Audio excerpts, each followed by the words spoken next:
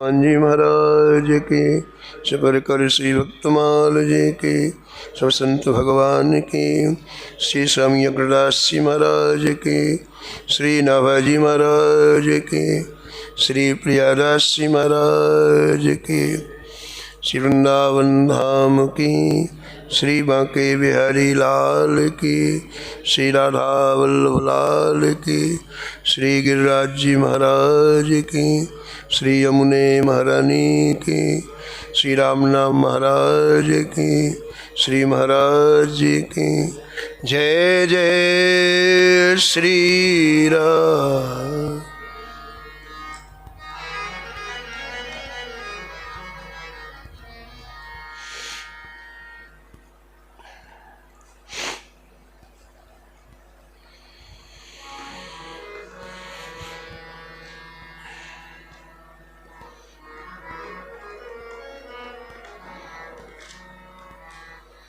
नामदेव प्रतिज्ञा निर्वही यो त्रेता नरहरि दास की।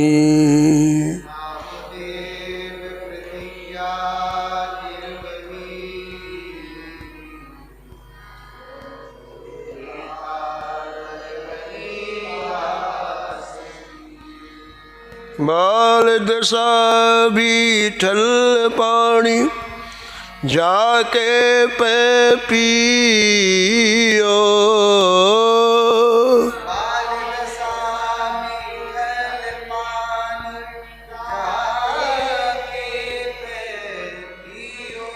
मृतक गौ जीवाए पर छे असुरन को दियो।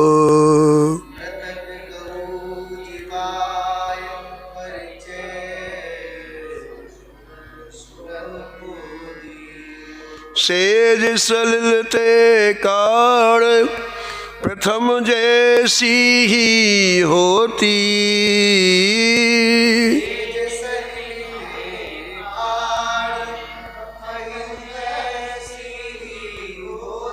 देवल उल्ट्यो देख सकुच रहे सब ही सोती।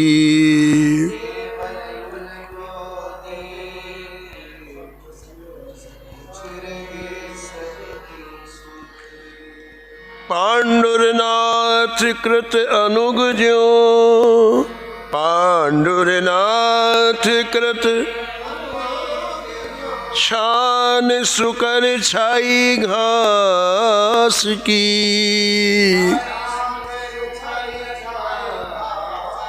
नामदेव प्रतिज्ञा निर्वही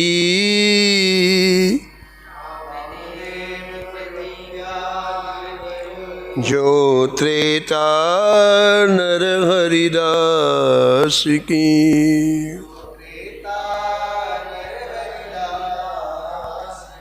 प्रातः स्मरणीय परम वंदनीय श्री भक्तमाल के रचयिता श्री नाभा गोस्वामी जी इस सप्ताह में परम भागवत परम रसिक श्री नामदेव जी महाराज का स्मरण किया है। मूल सप्ताह में भगवान ने कैसे कैसे अनुग्रह किया है नामदेव जी के ऊपर, उन प्रसंगों का श्री नाभाजी महाराज ने स्पर्श किया है।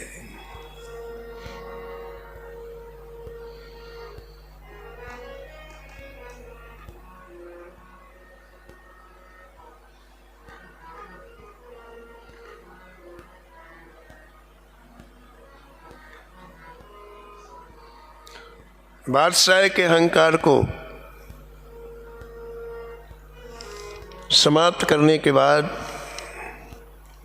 श्री नामदेव जी महाराज ने श्री ज्ञानदेव जी के साथ में संपूर्ण भारत की तीर्थ यात्रा की। अनेक अनेक संतों के चरण कमलों में बैठ करके उनकी अनुभूत वाणी श्रवण की।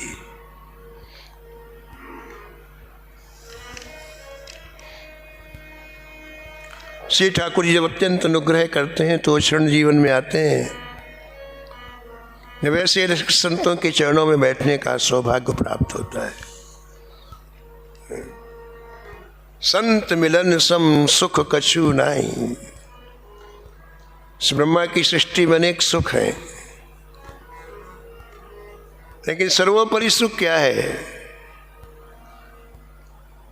जिस क्षण हम संतों की सन्निधि में उनके परम आराध्य परम रसिक प्रिया प्रीतम की उन रसमयी लीलाओं को सुनते हैं,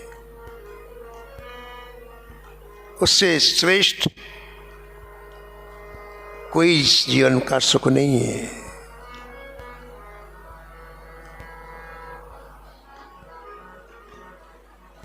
तुलसी साधु दरसते, तुलसी साधु दरसते, साहिब आवत याद, साहिब आवत याद, साहिब आवत याद, साहिब आवत याद, लेखे में सोई घड़ी,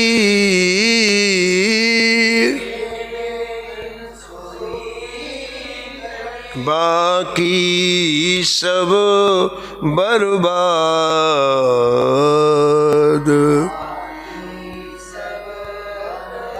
बाकी सब बर्बाद।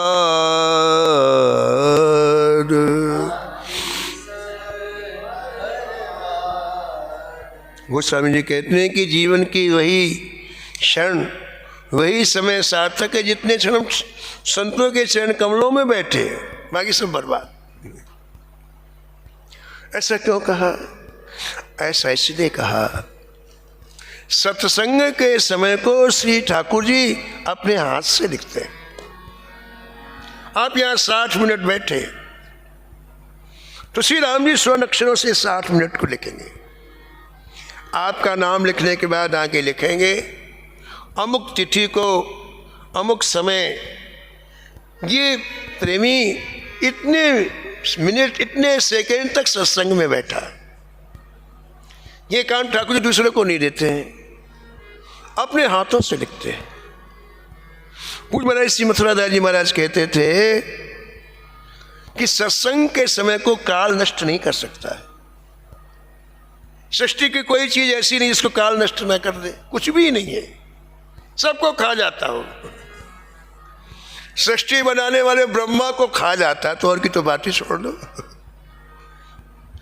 सृष्टि की ऐसी कोई चीज नहीं है जिसे काल ना खा सकता हो।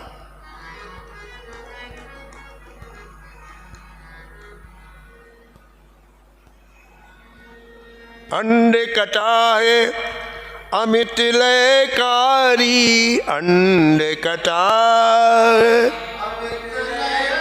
काल सदा दुर्तिक्रम भारी, काल सदा। अनेक ब्रह्मांडों को खा गया, दुर्तिक्रम है, काल को रोकने की सामर्थ्य किसी में नहीं है। ऐसा काल सत्संग के समय को स्पर्श नहीं कर सकता। ये थाती जो आपकी एक एक घंटे की इकट्ठी हो रही है, इसको नष्ट करने की सामर्थ्य काल में नहीं है। ऐसा पूज्य महाराज जी कहते थे।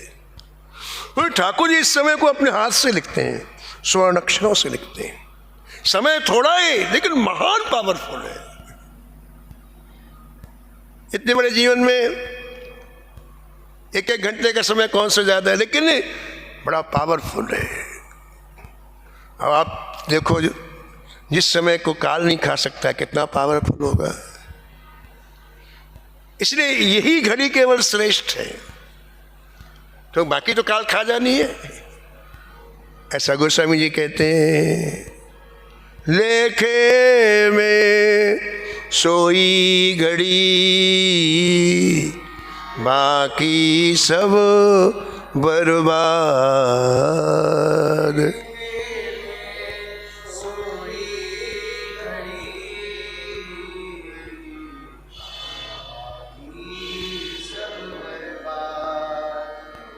सृष्टि में ऐसा कौन है जो राम जी को अपना ना कहता हो? क्या सब कोई कहते हैं राम जी हमारे हैं, कृष्ण जी हमारे हैं, राधा जी हमारी हैं, जानकी जी हमारे, कहते कि नहीं? कहना पड़ेगा।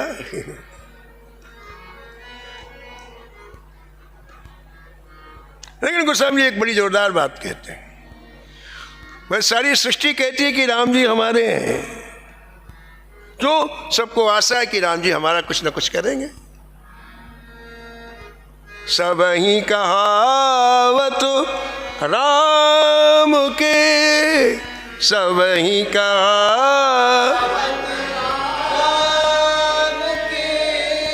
सब ही राम की आस,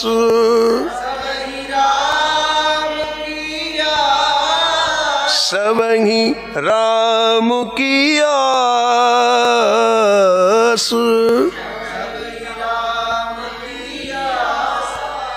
लेकिन गोस्वामी एक जोरदार बात कहते भैया सब राम जी को कहते कि हमारे हैं, सबको राम जी की आशा है, लेकिन जिन्हें राम जी कह दें ये मेरा है, उसका भजन करो। बस जिन्हें राम जी कह दें मेरा है, उसका भजन करो। राम कहीं यही आपनो, राम कहीं तेहि भज तुलसीदास, तेहि भज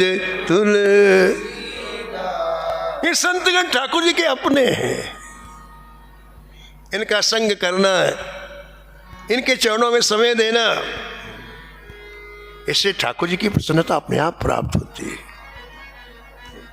ठाकुर जी कहते हैं इन्हीं का ही भजन करना चाहिए, और कोई भजने योग्य सृष्टि में है नहीं। तेहि भज तुलसीदास, तेहि भज। तो श्री ज्ञानदेव जी के साथ श्री नामदेव जी ने संपूर्ण तीर्थ यात्राएं की, और कल आपने सुना था तीर्थ यात्रा का एक ही लक्ष्य संत दर्शन। एक जगह बैठ करके संत भजन करते हैं, बहुत से संत भ्रमण करने नहीं जाते हैं, एक पल एक क्षण बिना भजन के नहीं खोते।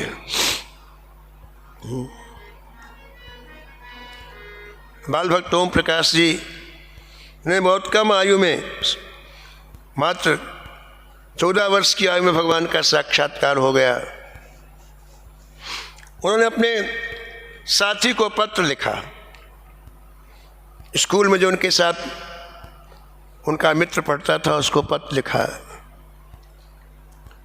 मैं इस समय 18 घंटे नाम जप करता हूँ। पत्र में लिखा, मैं इस समय 18 घंटे प्रतिदिन नाम जप करता हूँ, और मैं ये नाम जप किसी कीमत पर नहीं छोड़ सकता। दुनिया की बड़ी से बड़ी मैं कुर्बानी दे सकता हूँ, बड़ी सी बड़ी वस्तु का त्याग कर, लेकिन नाम जप नहीं छोड़ सकता। आगे लिखते हैं, क्योंकि नाम जप का महत्व मुझे समझ में आ गया। बस इतनी सी बात है। देखो, भजन का महत्व समझ में नहीं आता, तभी तो हमारा समय व्यर्थ में जाता है। जिस दिन भजन का महत्व समझ में आ जाएगा भैया, आप बड़ी से बड़ी चीज यूं छोड़ दोगे, चुटकी बजाते हैं।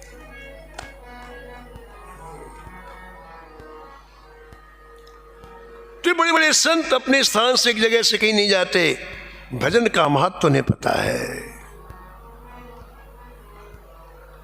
और उनके चरणों में जाके जब हम उनकी अनुभूत वाणी सुनते हैं तो सबसे बड़ा लाभ होता है, भजन की भूख जगती है हमारे अंतःकरण में। भजन की भूख जगाने वाला कोई नहीं है। संसार की भूख जगाने वाले तो लाखों हैं, जिधर निकल जाओ भाई संसार की भूख जगाते हैं, लेकिन भजन की भूख ये संत ही जगाते हैं।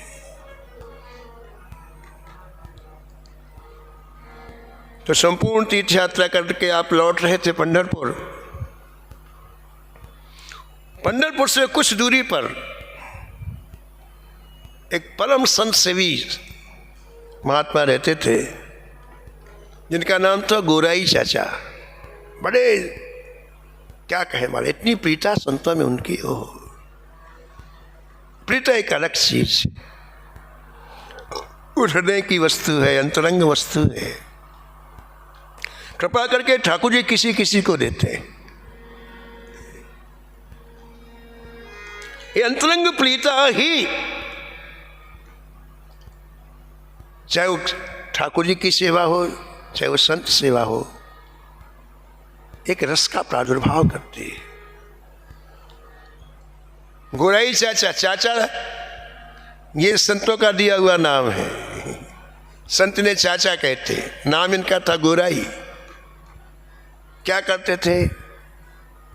घड़े बनाते थे मिट्टी के, जाति के कुम्हार थे तो मिट्टी के घड़े बनाते थे।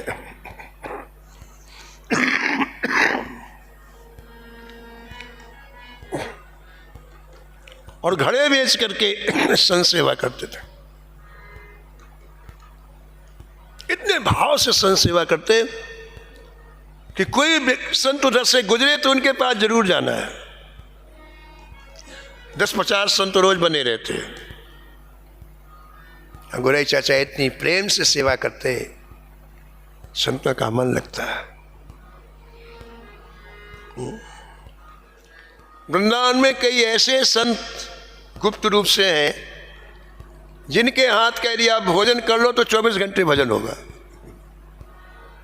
ऐसे संत, ऐसी मस्ती, ऐसा रस में निमग्न जीवन।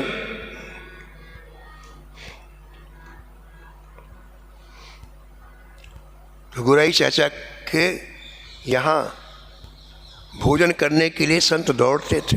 उनके यहाँ भोजन की कोई विशेषता थी। उनके यहाँ यदि भोजन कर लो तो भजन करना पड़ेगा आपको।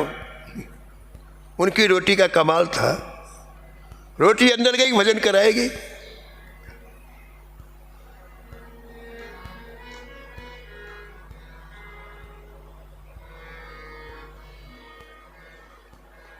तो ज्ञानदेव जी की संत मंडली जब वापस लौटी, ज्ञानदेव जी ने नामदेव जी से कहा, नामा भैया आज तो गोराई चाचा के यहाँ निवास करेंगे, वहीं ठाकुर जी का प्रसाद होगा, रात में सत्संग होगा, दूसरे दिन चलेंगे पंढरपुर। अब तो पूरी संत मंडली ने समर्थन किया, हाँ गोराई चाचा के चलना है, गोराई चाचा के। तो महाराज सीधे गोराई चाचा के तरफ सब मुड़ गए। और गोराई चाचा तो संतों को देख के खिल जाते थे।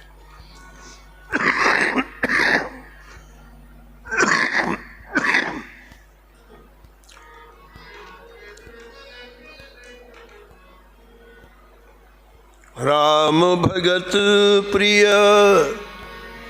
लागहि जेहि, राम भगत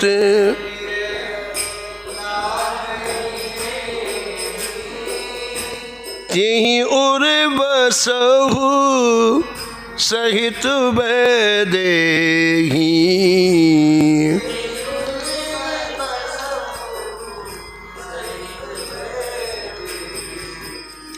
राम भगत प्रिय लागहि जेहि, राम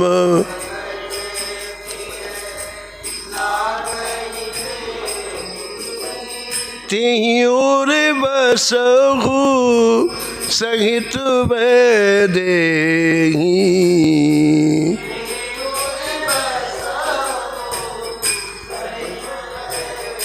वैदेही वैदेही।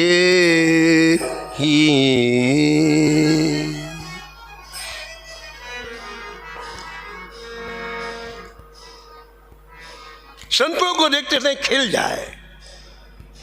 महर्षि वाल्मीकि जी कहते हैं कि हे राम, किशोरी जी के साथ उसके हृदय में निवास करो, बहुत सुंदर रहने का घर है आपके लिए। कुछ ना हो, संत दर्शन से प्रसन्नता हो। इतने में काम बन गया। तो गुरई चाचा बड़े प्रसन्न हुए और कहा आज तो ठाकुर जी की कृपा बरस गई। इतने संतों का एक साथ दर्शन। ज्ञानदेव जी ने कहा गुरई चाचा बहुत दूर से चल करके आए हैं, पहले भोजन करेंगे बाद में बात करेंगे। हाँ अभी स्नान करो तैयार। सब संतों के लिए भोजन सामग्री तैयार होने लग गई। बड़े प्रेम से महाराज सबको बैठाया गया, पंक्ति बैठ गई।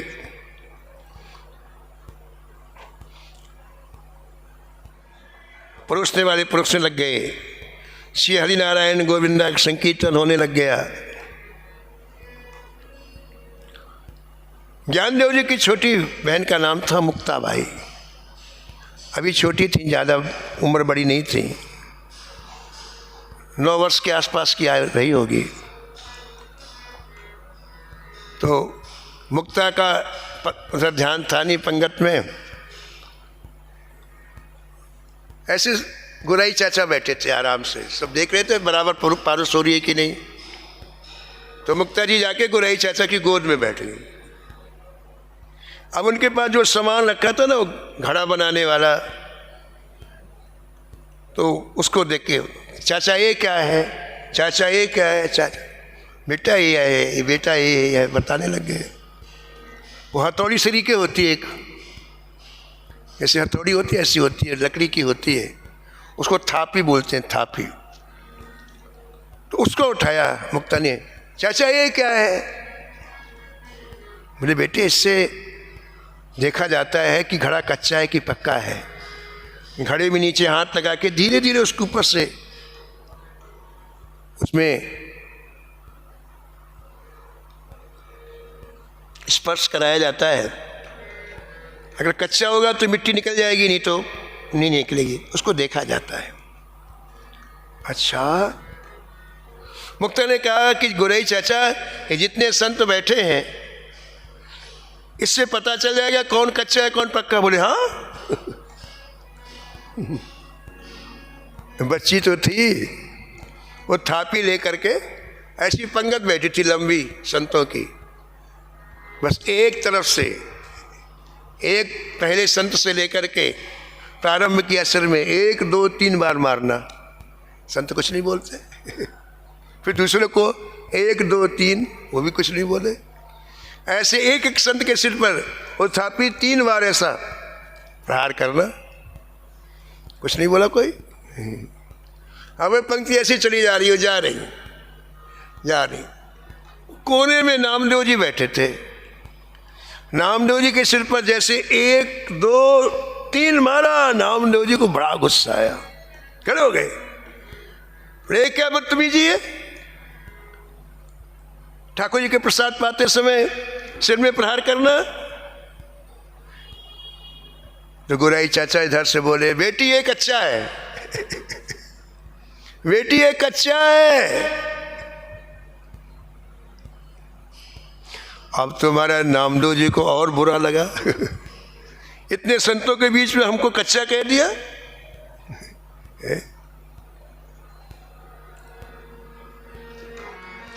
इतना गुस्सा आया नामदेव जी को कि पत्तल आगे कर दी, खाया नहीं और अकेले चुपचाप वहां से चल दिए।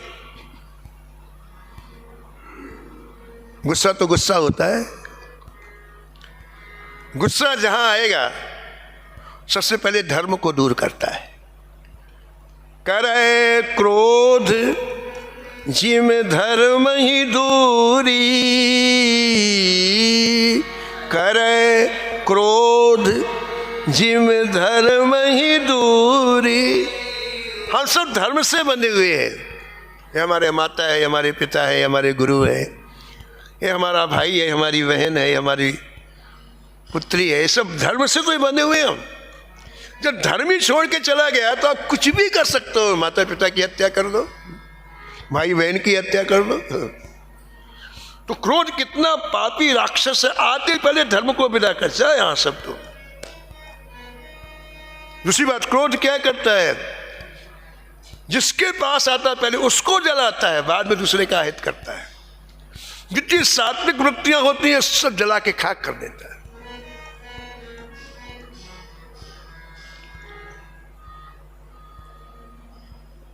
क्रोध आ गया नामदेव जी को, नामदेव ने फेंका पत्थर, चल दिए पंढरपुर। न ज्ञानदेव जी से पूछा, न गुराई चाचा से पूछा। हमारा अपमान, हमको कच्चा कह दिया। अभी शिकायत करूंगा मैं जाकर के गुराई चाचा की, श्री विट्ठल भगवान से, मेरा अपमान कराया, हमको कच्चा कह दिया। हमारा दौड़ते दौड़ते पंढरपुर पहुंच गए। वहां से ज़्यादा दूरी पंढरपुर नहीं थी, समझो 10-12 किलोमीटर थी। और जाके श्री विट्ठल भगवान के चरणों में प्रणाम करके कहा, जय जय, हमारा बहुत बड़ा अपमान हुआ यार। ठाकुर जी बोले, क्या हो गया, क्या हो गया, क्या हो गया? अनजान के श्री के ठाकुर जी पूछे, क्या हो गया, क्या हो गया, क्या हो गया? बोले, गुरई चाचा ने सब संतों के सामने हमको कहा कि ये कच्चा है। भगवान ने कहा कि नामा गुरई चाचा ने ठीक ही कहा है। अब और रोने लगे, आप भी कह रहे हो हमको? ठाकुर जी ने कहा, हाँ, तुमने अभी गुरु का वर्णन नहीं किया, और जब तक व्यक्ति गुरु का वर्णन नहीं करता तब तक उसका ज्ञान परिपक्व नहीं होता है। ज्ञान तो है, परिपक्व नहीं है। हवा के झोंके में इधर से उधर सब उड़ जाएगा। कई चीजें हम लोग सुनते हैं, कोई ध्यान याद रहती नहीं रहती है। सुना है, इस कान से निकल गई, तो ऐसा ज्ञान काम में आएगा क्या, बताओ आप? ज्ञान तो वो काम में आता है जो हृदय में स्थिर हो जाए। गुरुदेव के अनुग्रह से ज्ञान परिपक्व होता है। इसलिए पहले के जमाने में जो विद्या अर्जित की जाती थी, गुरु की सेवा करके अर्जित की जाती थी। भागवत के बहुत अच्छे वक्ता थे श्री रामचंद्र डोंगरे जी महाराज, हमारे भारत के। वो कहते थे कि विद्यालय की विद्या काम में नहीं आती है, असली समय में भूल जाएगी, लेकिन गुरु सेवा से जो विद्या अर्जित करोगे, कष्ट के समय में सामने खड़ी हो जाएगी। वो कभी भूल नहीं सकती, मौके पर काम देगी। इसलिए मैंने सेवा करके विद्या अर्जित की जाती थी, वो ज्ञान परिपक्व हो। इसलिए तुम किसी सिद्ध गुरु के शिष्य बनो, तब तुम सच्चे संत बनोगे। अब बुखार उतर गया नामदेव जी का, जो अभी आया था ना, नामदेव जी के बुखार। उन्होंने कहा, अच्छा जय जय, एक बात बताओ, गुरु किस लिए किया जाता है? आपकी प्राप्ति के लिए। और आप जब मुझे मिल गए तो मैं क्यों गुरु करूं? आप मेरे से बात करते हैं, आप मुझे इतना चाहते, फिर मैं क्यों गुरु की खोज करूं? ठाकुर जी बोले, नामा, एक ऐसी बीमारी है जो हम भी दूर नहीं कर सकते हैं, और उसका नाम है सूक्ष्म अहंकार। वो गुरु ही दूर कर सकते हैं। इसलिए तुम्हें गुरु बनाना होगा।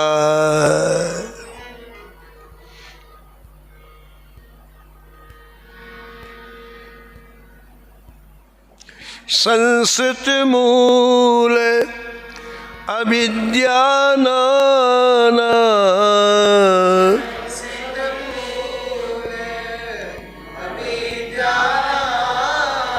सकल शोक दायक अभिमाना।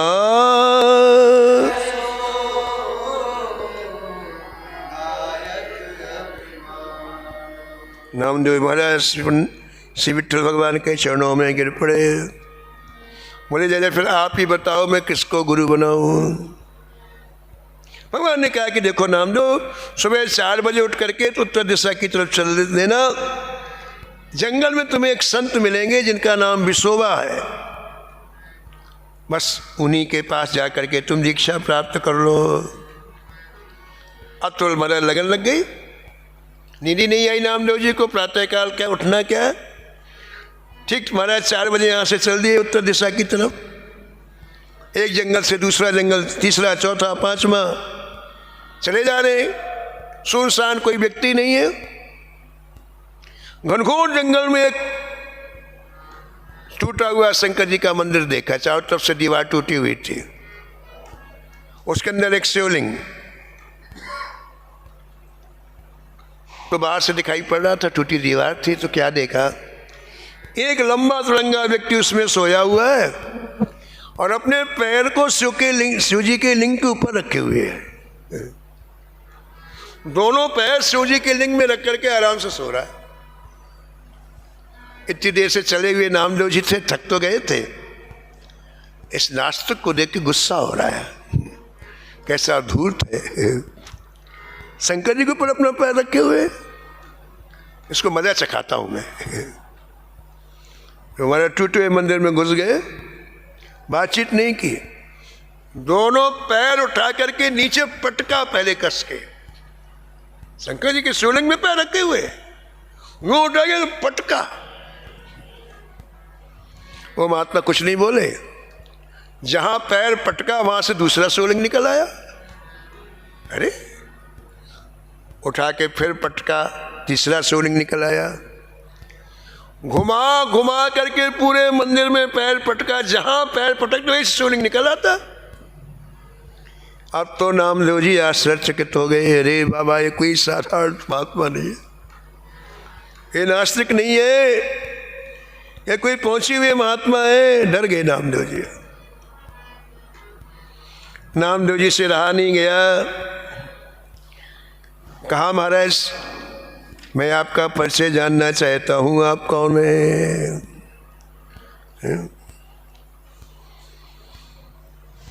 कहीं आप विश्वभा जी तो नहीं है? विठ्ठल भगवान ने जिनके पास मुझे भेजा है, आप विश्वभा जी तो नहीं है? विश्वभा जी ने कहा, आप नामदेव तो नहीं हो? बोले हाँ। तो बोले हाँ हाँ। अरे विश्वभा जी चरणों में गिर पड़े, इन्हीं की खोज के लिए तो मैं आया। महाराज बस अब मेरा काम कर दीजिए, मुझे दीक्षा दे दीजिए। श्री ठाकुर जी ने आपका नाम बताया है, उनसे दीक्षा लेकर के आओ, दीक्षा दे दीजिए। विश्वभा जी ने कहा, दीक्षा तो तुम्हारी हो गई। कहा हुई आपने? कहाँ कान में मन? बोले हो गई। अभी तक तुम केवल पंढरपुर के मंदिर में भगवान को देखते थे, है ना, लेकिन आज तुमने देखा कि एक इंच ऐसी जगह नहीं है जहां शिवलिंग ना हो। तुमने जहां मेरा पैर नीचे रखा वहां शिवलिंग निकल आया कि इसका मतलब वहां है तभी तो निकला। ऐसे नामदेव जी सृष्टि के एक एक कण में भगवान व्याप्त है। ये बात विश्वास में आनी चाहिए। यदि ये बात विश्वास में आ जाए तो हम कभी भयभीत होंगे? बताओ, नहीं होंगे।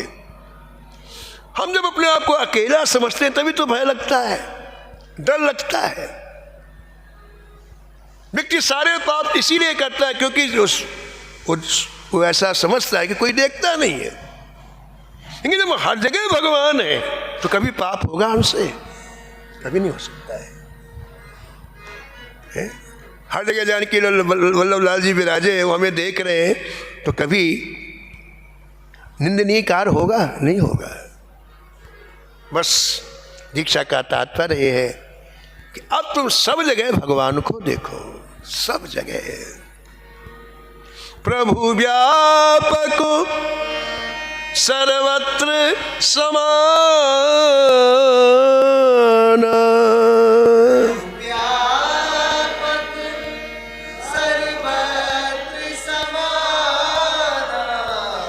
प्रेम ते प्रगट हो ही मैं जाना।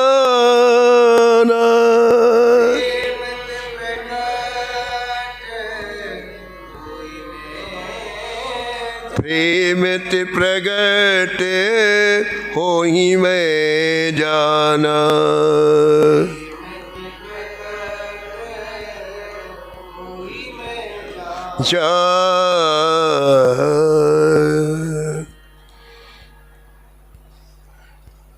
एक संत जो पहली बार बिहारी जी का दर्शन करने के लिए गए, बनारस से आए थे, उन्हें जो कुछ देखा वो बताया। बोले कभी वृंदावन आए नहीं थे, हमें पता भी नहीं था कि बिहारी जी का मंदिर कहाँ है, कुछ नहीं। हमने तो पूछा, हम जा रहे थे दिल्ली, तो ट्रेन रुकी तो हमने पूछा कौन सा स्टेशन, किसी ने कहा मथुरा। तो हमने विचार किया कि चलो कल चले जाएंगे दिल्ली, श्री कृष्ण का दर्शन कर लेते। तो मथुरा उतर करके तांगे से आए, तांगे वाले ने उतार दिया। हमने लोगों से पूछा श्री कृष्ण का दर्शन कहाँ होगा, वे कभी आए तो थे नहीं। तो पहले तो लोग को समझ में नहीं आया श्री कृष्ण का दर्शन कहाँ होगा। फिर एक ने कहा बिहारी जी भेज दो उसको, बिहारी जी किसी ने रिक्शे में बैठा दिया, बिहारी जी आ गए। पहली बार बिहारी जी अंदर गए तो बिहारी जी का दर्शन ही नहीं हुआ। अंदर बिहारी जी का दर्शन नहीं हो रहा है, दिख ही नहीं रहा बिहारी जी। हाँ, खूब भीड़ है। फिर क्या हुआ, थोड़ी देर के बाद जितनी जनता थी पूरी गायब हो गई, मंदिर में केवल अकेले में। फिर क्या हुआ, फिर क्या देखा कि दिव्यात दिव्य रूप से बिहारी जी विराजे हुए हैं।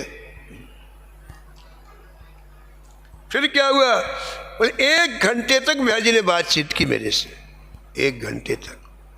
मेरी आवाज़ उनको सुनाई पड़ रही है, उनकी आवाज़ मुझको सुनाई पड़ रही है। फिर क्या हुआ, वो थोड़ी देर के बाद जितने वहाँ दर्शक थे आए थे ना, वो सब बिहारी जी के रूप में परिवर्तित हो गए। दर्शन करने वाले सब बिहारी जी के रूप में परिवर्तित हो गए। फिर क्या हुआ, बोले मैं दर्शन करके बाहर निकला तो सीढ़ियों के पास एक काला कुत्ता खड़ा था। मुझे देख के दांत निकाल के भू भू ऐसा करने लगा। मैं खड़ा उसको देखने लगा। वो कुत्ता 2 मिनट के बाद बिहारी जी बन गया।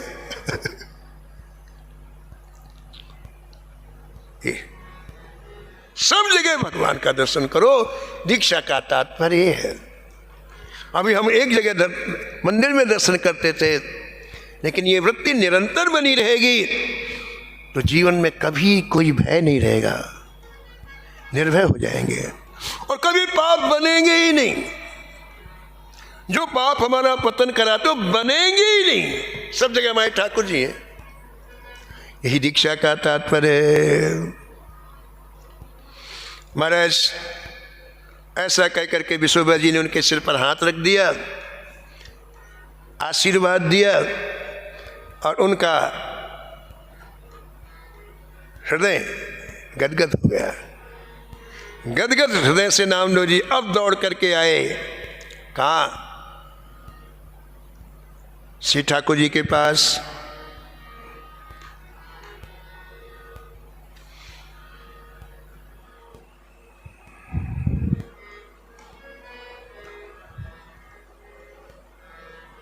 एकादशी का दिन था। विट्ठल भगवान में, विट्ठल जी के मंदिर में बड़ी भीड़, और इनको ये था कि इतने समय के बाद दर्शन नहीं हुआ, घूमता रहा पूरा दिन। तो पहले जाके मैं बिहारी जी ऊपर श्री विट्ठल जी का दर्शन करके और कीर्तन सुनाऊं। कीर्तन का नियम था, रोज कीर्तन सुनाते थे खूब झूम झूम करके। आपके मन में ये बात थी, इसलिए आप जंगल से दौड़ करके आए। आते यहां देखा कि 1 इंच जगह नहीं, सब भरा हुआ मंदिर।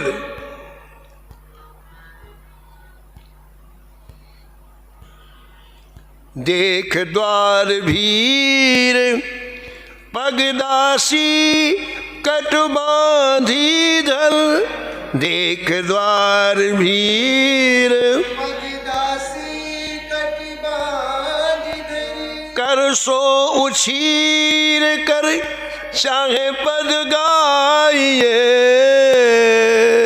सोचीर करि चाहे पद गाइए, चाहे पद गाइए, चाहे पद गाइए। पद गाइए, चाहे पद गाइए। महाराष्ट्र में संकीर्तन करने की पद्धति अलग है। वहाँ महाराज जब संकीर्तन करते हैं तो भाव में भर के उछलते हैं, 4-4 फीट 5-5 फीट सब संकीर्तन वाले उछलते हैं, बड़ा रस आता है। एक दिन संकीर्तन के बिना निकल गया नामदेव जी का, उसको इतना उनको अभाव लग रहा है कि पहले विट्ठल भगवान के सामने संकीर्तन करके फिर दूसरी बात करूंगा। अब आए वहाँ एकादशी में इतनी भीड़ कि कोई जा ही नहीं सकता। अब बिहार जी कई लोग बाहर से दर्शन करके चले जाते, फिर विद्यापीठ से प्रणाम करके चले जाते हैं। एक आए थे इंदौर से, बोले महाराज 4 घंटे तक घूमते रहे, दर्शन नहीं हुआ, अब जा रहे वापस। घूमते रहे, कोई कहता है दर्शन निकलो, कोई कहता है दर्शन निकलो, कोई कहता है दर्शन निकलो। ऐसी भीड़ देख करके अब हमने सोचा क्या करना चाहिए। उन्होंने कहा भैया युक्ति से काम लेना चाहिए, घुसने के लिए युक्ति चाहिए, युक्ति से काम लेना चाहिए। नामदेव जी ने विचार किया कि ये जितने दर्शन करने आए कीर्तन करने वालों का बड़ा आदर करते हैं, कितनी भी भीड़ होगी, अगर कह दो हम कीर्तनिया आए तो खसक के कैसी भी जगह थोड़ा दे ही देंगे। तो नामदेव जी ने ये युक्ति सोच ली कि हम किनारे से जाके कीर्तनिया ऐसा कहेंगे तो लोग थोड़ी थोड़ी जगह उतने में काम चल जाएगा। अब जैसे चलने लग गए तो देखा पैर में जूतियां पड़ी हैं। अरे इनका क्या करें, इतनी भीड़ में दोबारा जूतियां मिलेंगी नहीं, गुम जाएंगी। अब गुम जाएंगी तो फिर जूतियों के लिए कोई प्रयास करना पड़ेगा। हाँ ये बात तो है, चलते फिरते रहते हैं नामदेव जी। विचार किया कि चलो जूतियों को भी ले चलते हैं, बाहर रखेंगे तो बार बार मन जाएगा कि जूती कोई लेना जाए, कोई लेना जाए, तो जूती को भी ले चले जिसमें मन ना जाए, मन भगवान के पास रहे। सारी साधनाओं का फल यह है कि मन भगवान के पास रहे। तो आपने क्या किया, 2 जूतियां थी, कमर में एक इधर चिपकाई एक इधर, और ऐसा ऊपर उत्तरी था उसको निकाला और फेंटा बांध लिया, 1 2 3, जूता दिखाई न पड़े, बस बिल्कुल ऐसा लपेट लिया उसको कि जूता दिखाई नहीं पड़ रहा। अब पूरी उसमें आ गए, आप पूरे मूड में आ गए अंदर जाने के, अब बिल्कुल स्वतंत्र, जूतियों की चिंता खत्म हो गई। और सिर डाला, है क्या कर, अरे कीर्तनिया है। आदमी चुप हो गया, थोड़ा खसका फिर दूसरा खसका, ऐसे सिर डाल के कीर्तनिया ऐसा करके महाराज सामने आ गए ठाकुर जी। और आते ही जो भूख थी, दोनों हाथ ऊपर करके महाराज जोर जोर से हरिनाम संकीर्तन करना प्रारंभ कर।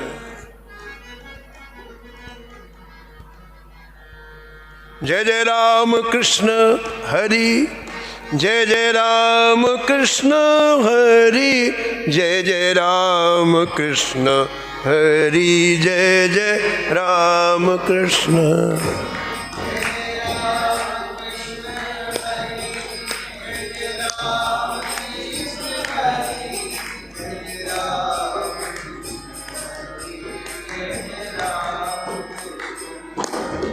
जय जय राम कृष्ण हरि, जय जय राम कृष्ण हरि, जय जय राम कृष्ण हरि, जय जय राम कृष्ण हरि।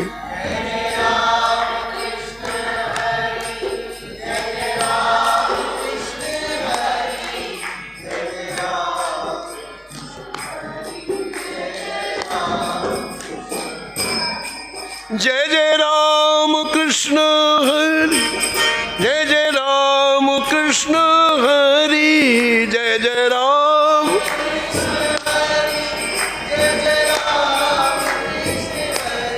जय जय राम कृष्ण हरि, जय जय राम कृष्ण हरि,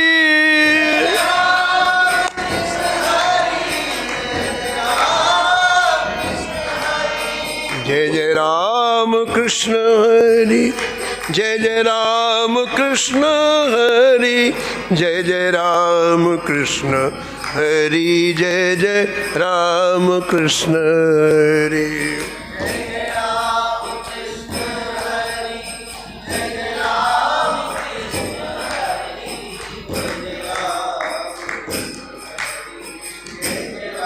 ऐसी मस्ती में संकीर्तन किया महाराज, झूम उठे लोग।